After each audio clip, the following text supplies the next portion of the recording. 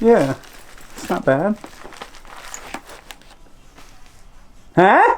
Huh? Huh?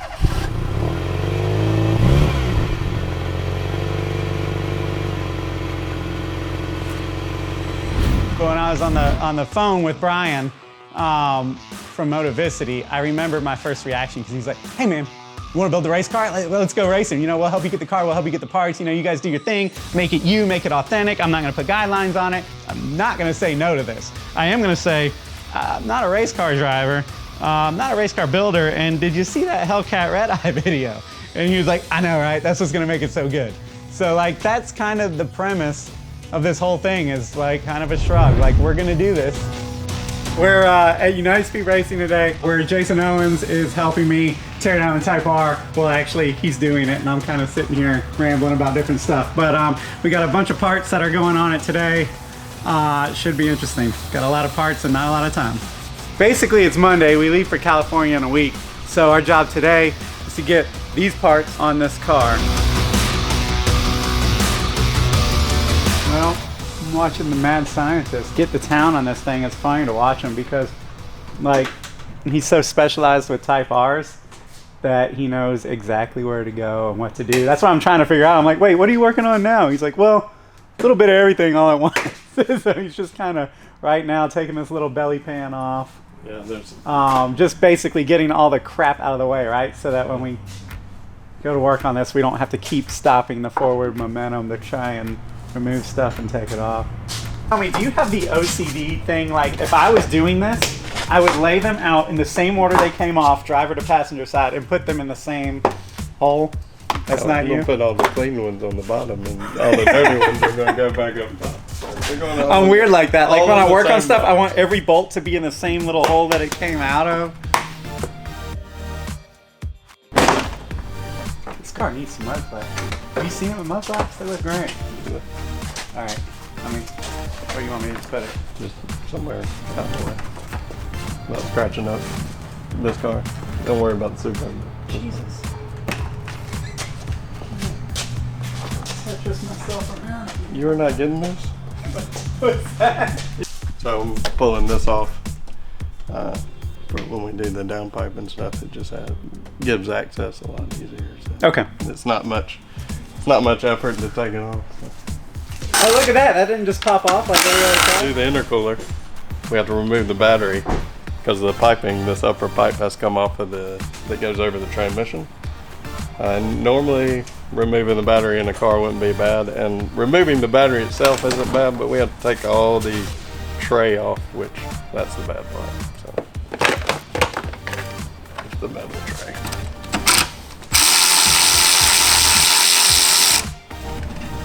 All those bolts just to take that out. It's not so bad though. I thought it was going to be more of like you can't get to something issue. I can take bolts out if I can reach. Right now I'm pulling the exhaust off on the front pipe so I can get the downpipe off, so I can get to the intercooler pipe easier. Normally you don't have to take the intercooler pipe off, or the downpipe off to get the intercooler pipe off. Right. But since we're doing everything, it's just easier. Jumbling it all together. Easier to do it.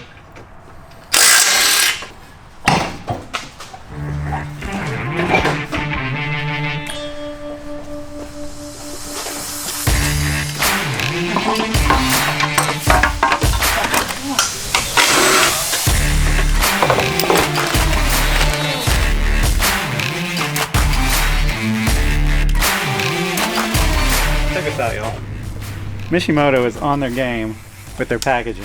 It's across the board too. It's not just this. This is just an example, but like everything they do, it's like perfectly thought out down to the very. Man, when we sell our shift knobs with steel hood, we wrap that thing in bubble wrap and put it in the mail. Look at these guys. This is awesome. No, I got it. Steady pressure. That's what you need. Turning. Steady pressure. Just keep it.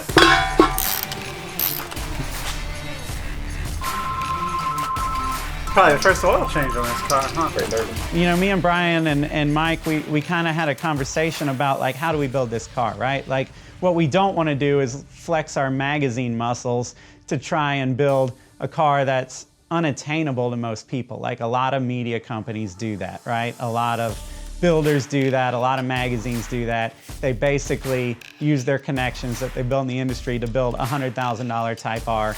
That is awesome, but it doesn't relate to anybody anymore, right? It may as well be a Formula One car. Like, it's cool, but it doesn't relate. So what we're really gonna try and do is keep this thing relatable. The steel plates are nice and sturdy, places everything right where it needs to be. It doesn't move around a bunch. And so it all lined up perfectly. He's impressed. He's impressed. So what does the sandwich block do? Sandwich plate. So I found out it doesn't hold sandwiches, man. sandwich plate adapts basically these oil lines into the oil feed system to the oil filter. Right. So you can easily adapt an oil cooler or sensors, pressure or temperature sensors in without having to, you know, tap into the block or some other system. This one has a thermostatic switch. So when the car's trying to reach operating temperature, that it's closed, oil doesn't flow, or there's always some oil flowing, but not a steady large amount.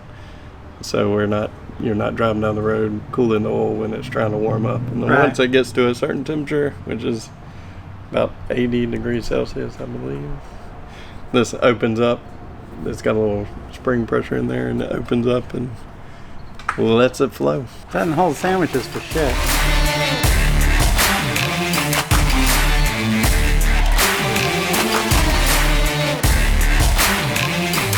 Oh, look at that crinkle coat! And I was expecting, you know, red, but that's crinkle red, man. It's good.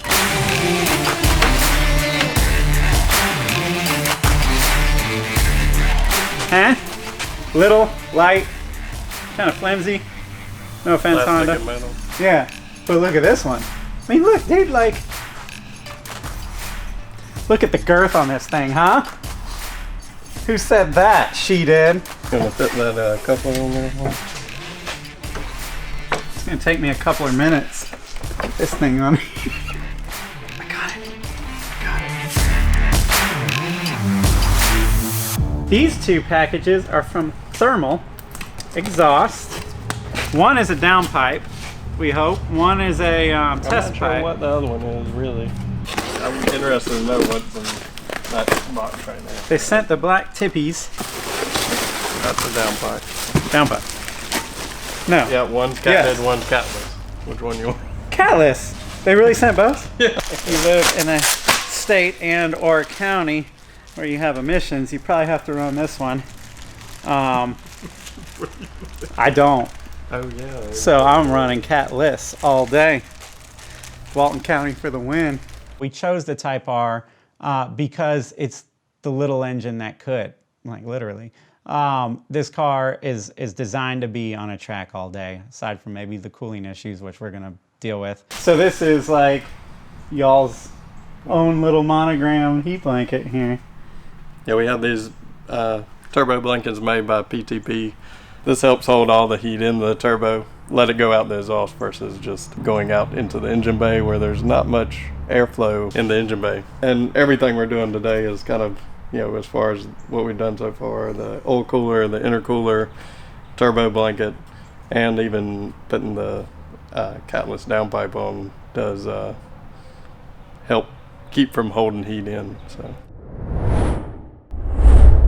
It's after lunch, it's 1 o'clock or something, and we're making pretty good progress. Okay, so we got intercooler here. Pipes are being run right now. Oil cooler mounted. Got to put oil back in it.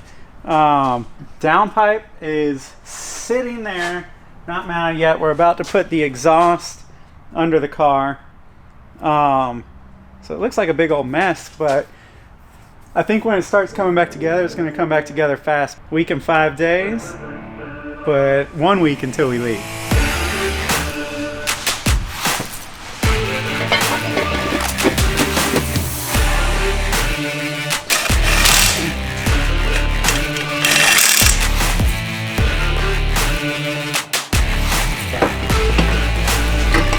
Speaking, that bad mamma jammer is going to connect to this bad mamma jammer, which is going to go up over this, and this ugly subframe, and then back there.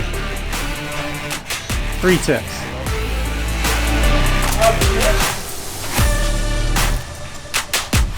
How much? Prison. Get that done. Alright, so camera 1 or camera 2? From here, it looks like camera 2. Yeah.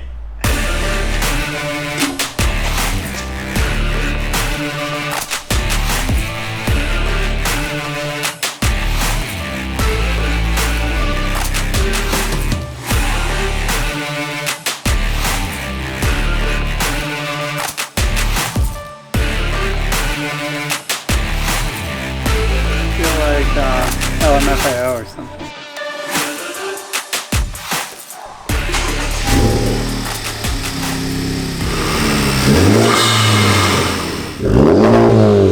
So check this out, guys.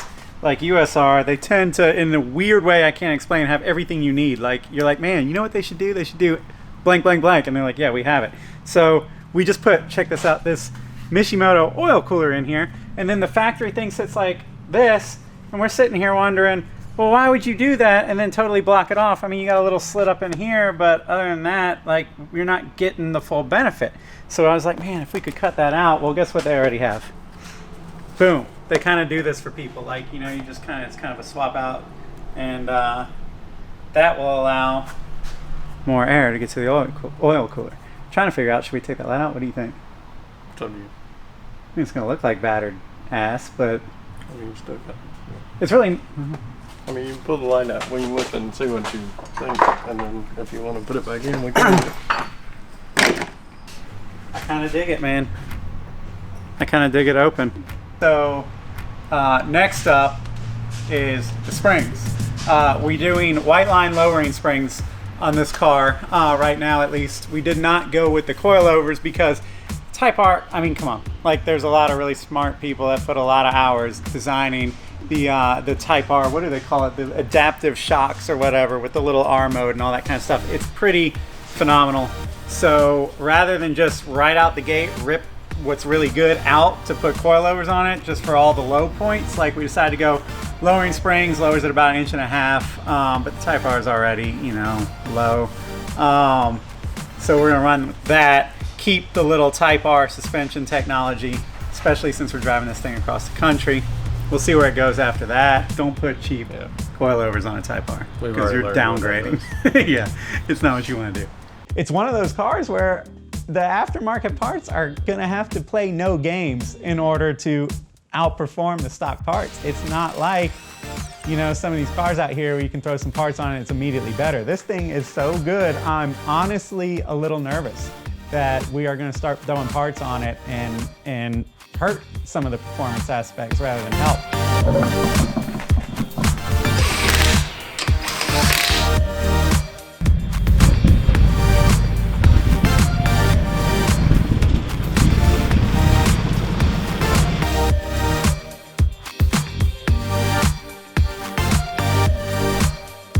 It's a little bit after 9 o'clock. We're done. Jason's in there messing with the Stage 2 tune on the K tuner right now. Another reason why the Type R is a natural choice, because it's getting people on their game. It's not the same old parts that they've had out for 5, 10, 15, 20 years. These are new parts that companies want to get on a car like this. They want to put them to the test, not only at a track, you know, we're doing a half-mile run, we're doing some road course runs, but we're also like putting this thing on the street and trust that what we did is going to be done right and that the parts that are on it are going to be well thought out and solid enough to get us not only where we got to go, but then compete and then get back home. So now we're off to Mike's place to try and plan our route to the West Coast, see what towns we're going to try and go through. Yeah.